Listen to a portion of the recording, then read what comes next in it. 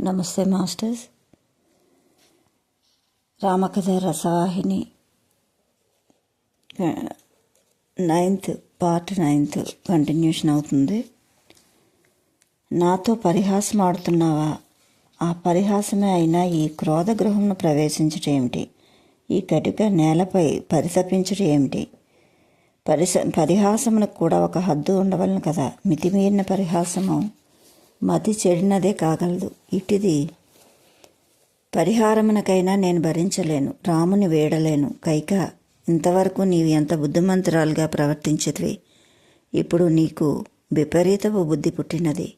వినాశకాలం ఆసన్నమగుచున్నందువల్లనే నీకిట్టి విపరీతపు బుద్ధి పుట్టినది. మంచివారికి కీడు తలపెట్టుట మహాపాపం, సత్పురుషులను సతాయించుట రాక్షస కృత్యం. అందువల్ల మంచివారికి ఎటు కీడునూ ఉండదు. దుర్మార్గులు దుష్టబుద్ధులు సన్మార్గుల కీర్తి ప్రకాశములు కాగలవు. కానీ ప్రస్తుత స్థితిలో చర్చించుట కొంత కష్టముగా తోచును. ఈనాటి దుష్ట తలపుల వలన ఇక్ష్వాకు వంశమునకే అనర్థము రాబోచున్నది. ఇంతవరకు నీ ఒక్క అనుచితమైన పని కానీ అప్రియమైన పని కానీ చేసి ఎరుగవు.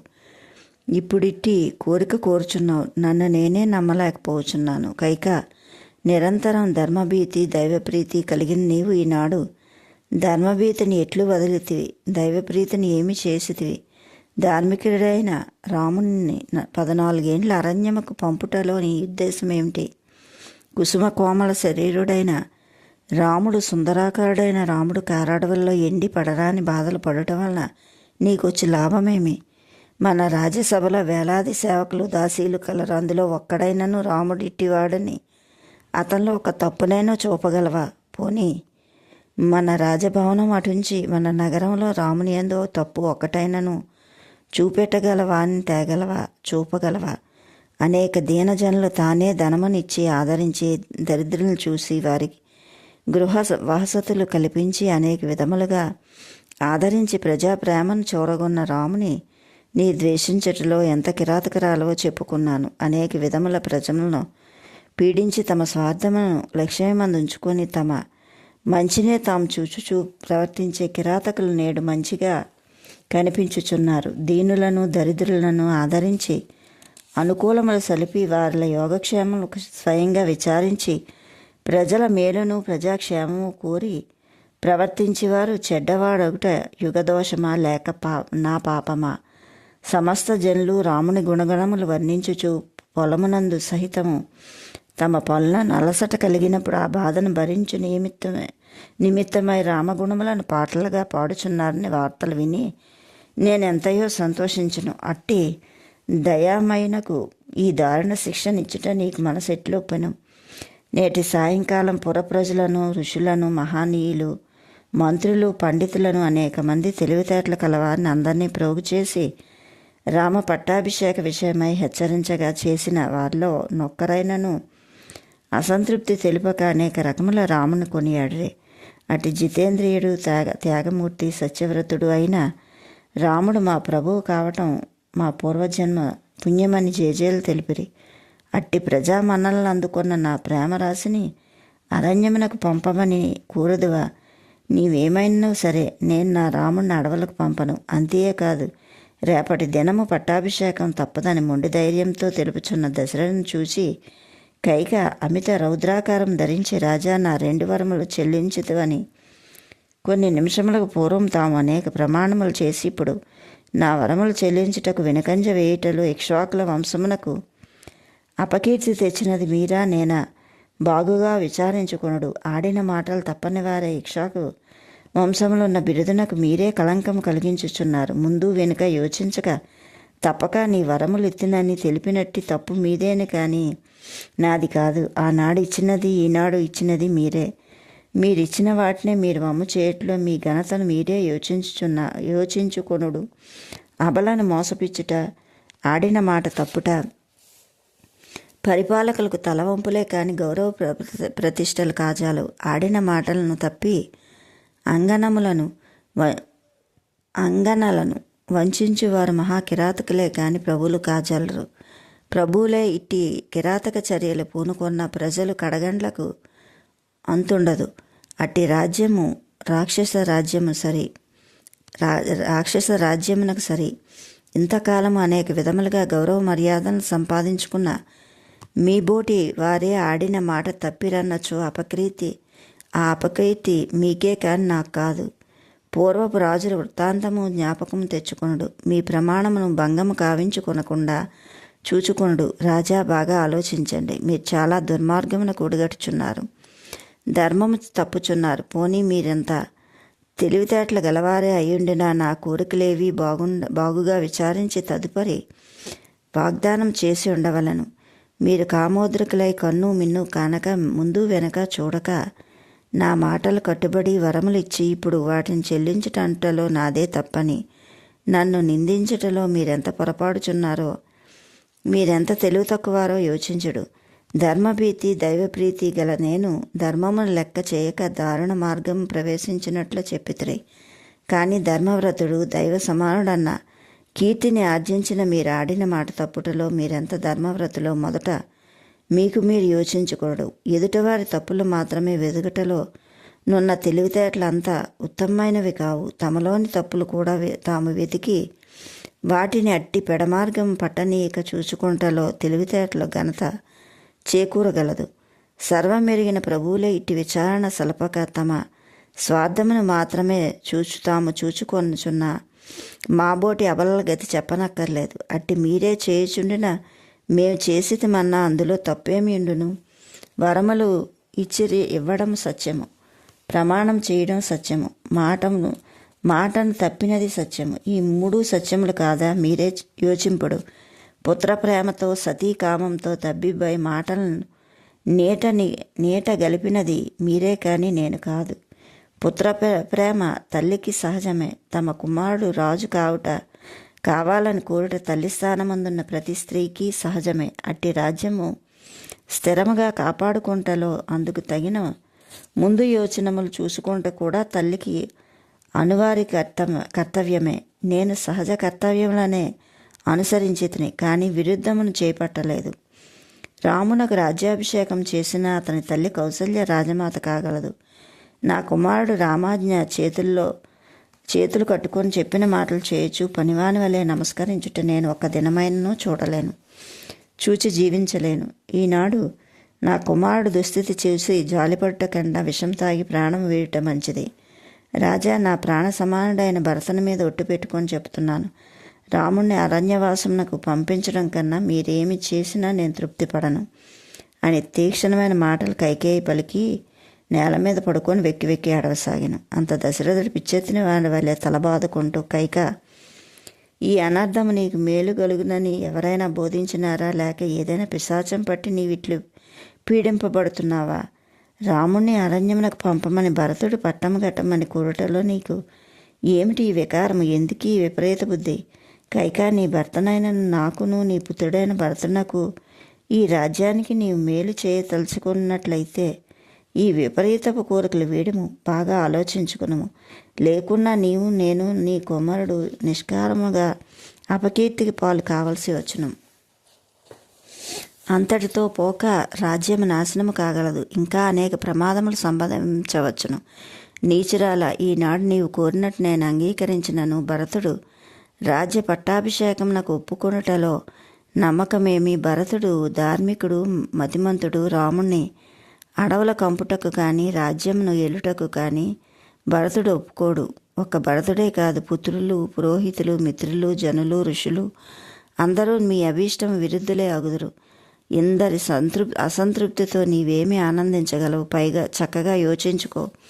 పైవార్ల అంగీకారంతో ఏకాభిప్రాయం ఉంచి నేటి సాయంకాలమున జనసభా మధ్యంలో రాముడికి అభిషేకం గావింతునని ప్రకటించితిని.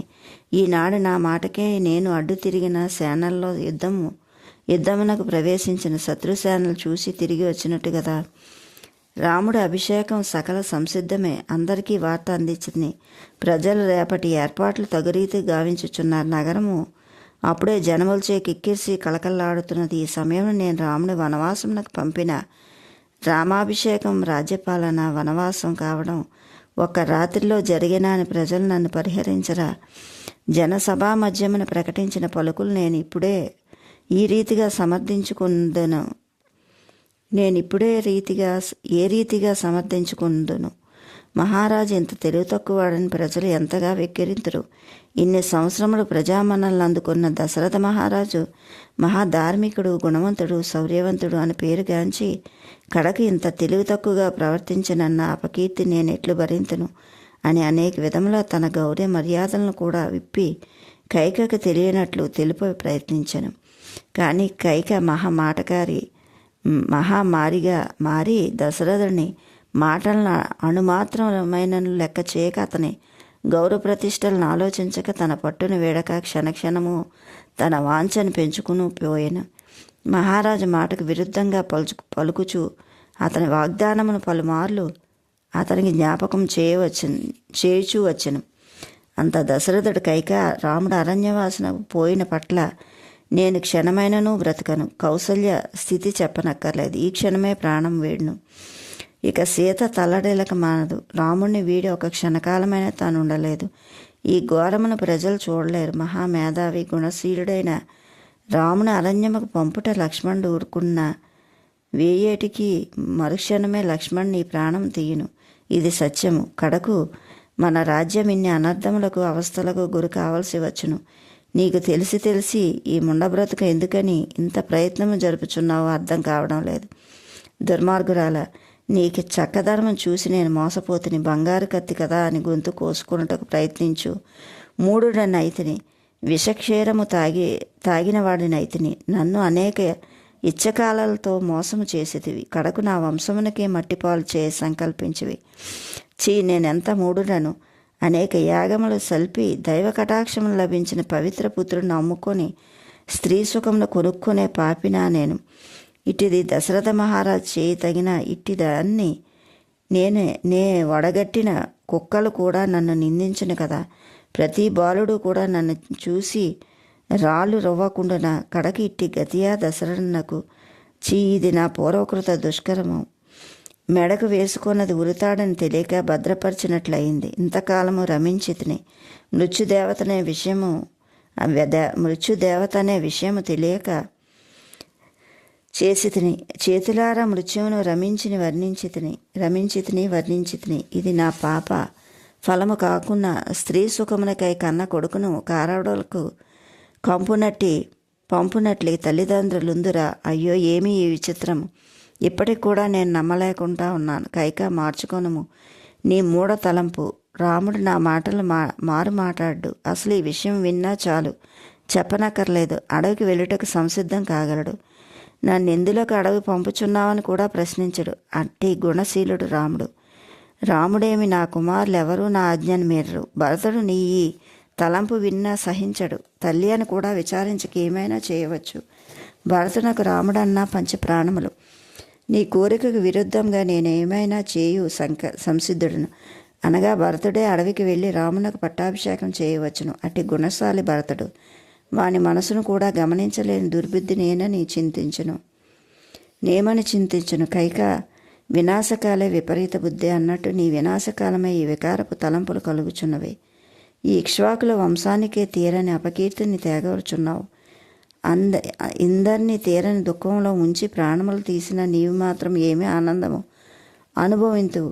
ఒకవేళ ఆనందించినను అది ఆనందమా? చీచి! పరుల బాధను చూసి ఆనందించేవారు మహాపాపులు, రాక్షసులు. పరుల సంతోషమును కోరువారు, పరుల ఆనందమును నపేక్షించేవారు పవిత్రులు. మహారాణివై రాజపుత్రివై ఇంత మాత్రమును తెలుసుకొన లేకుండా రాజు వంశమునకే అపకీర్తి కదా.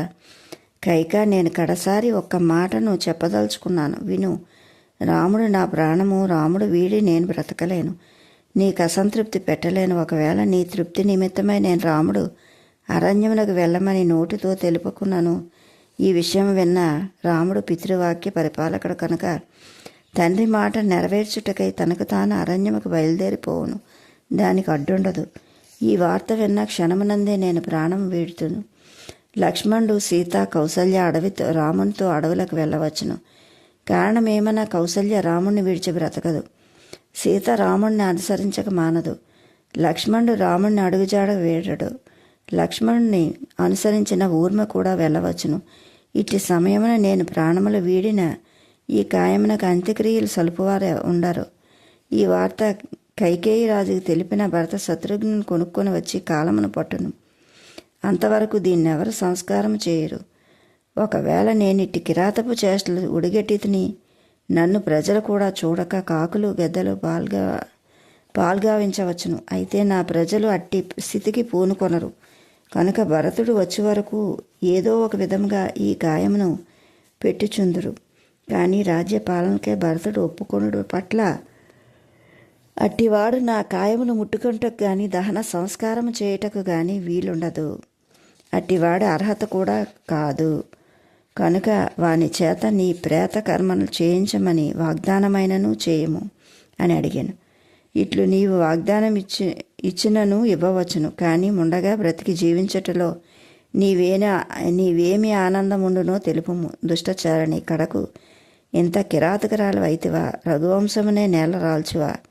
ఇది నీ స్వభావమా లేక వైష్ణవమాయ నీలో ప్రవేశించి నిన్నిట్లా ఆడించుచున్నదా? అర్థం కాకున్నది అని దశరథుడు బాధపడుచుండగా 3 జాములు గడిచినది. వ్యాధిగ్రస్తుని నిట్టూర్పు విడిచి కుమిలిపోతున్నాడు దశరథుడు కైకేయి ఎట్లా నేను మంచి చేసుకొని రాముడి పట్టాభిషేకం పూర్తిగా నెరవేర్చినట్లు చూడవలనని తలచి, ఓ దేవి, నీవు మంగళ స్వరూపునివి. నేను ఇంతవరకు నిన్ను ప్రాణ సమానంగా చూసితిని. నీవును నన్ను హృదయ సమానంగా కాపాడితివి. ఈ మిగిలిన కాలము ఈ విధంగా అపోహలకు చోటివ్వక శేషకాలం శాంతంగా సంతోషంగా గడప ప్రయత్నము. ఓ శుశ్రోణి, నేనిక ఎంతకాలం బ్రతకను? ఇంతకాలం సత్యవ్రతుడు నన్ను పేరు పొందిన సర్వమానవుల మన్నలను అందుకొని బహిరంగ సభలో రేపటి దినమున శ్రీరామచంద్రుడి పట్టాభిషేకం గావింతునని శపథం చేసి తిని, రేపటి దినమున ఈ మంగళకార్యము జరుపుకున్న లోకులు నన్నెంత నిందితురో, నన్నెంత అవమానపరుతురో నీవే ఆలోచించుము. దేవాసుర యుద్ధమును నన్ను కాపాడి ఆనాడు నన్ను పరాభవం చేయుట నీకేమాత్రం న్యాయం కాదు. నన్ను కాపాడి ఈనాడు నన్ను పరాభవం చేయుట నీకేమాత్రం న్యాయం కాదు. పోనీ రాజ్యమంతయు నీకు పరాధానంగా నిత్తును. నీవే రామునకు పట్టాభిషేకం గావించుము. ఇందుకు భరతుడు కూడా అమితానందపడగలడు. అంతేకాదు గురువులు, ఋషులు, మంత్రులు, ప్రజలు ఒకరేమి లోకమే నిన్ను మెచ్చుకొందును. నీ యశస్సు లోకంలో శాశ్వతంగా ఉండిపోగలదు. అట్లు కాక ఈనాడు నీవు రామాభిషేకానికి అడ్డు తగిలిన లోకమంతా నిన్ను నిందింతురు. నీచపరులందరూ నీ కుమారుడు సైతం తోలనాడుదురు. నీ వలన రాజ్యమునకే కాక వంశమునకే అపకీర్తి వచ్చును. నీవు ప్రతి చిల్లర వాని చేత చీచి అనిపించుకోవాల్సి వచ్చును. బాగా ఆలోచించుము.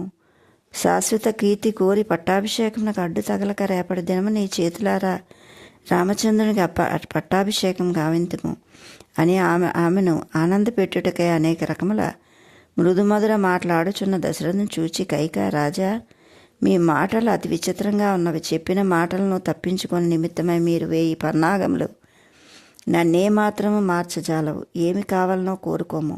ఇత్తునని మీరే వాగ్దానం చేసి చెప్పినట్లు చేయక నేడు ఈ విధమైన బాధలను ప్రదర్శించటం మీకు పాడి కాదు.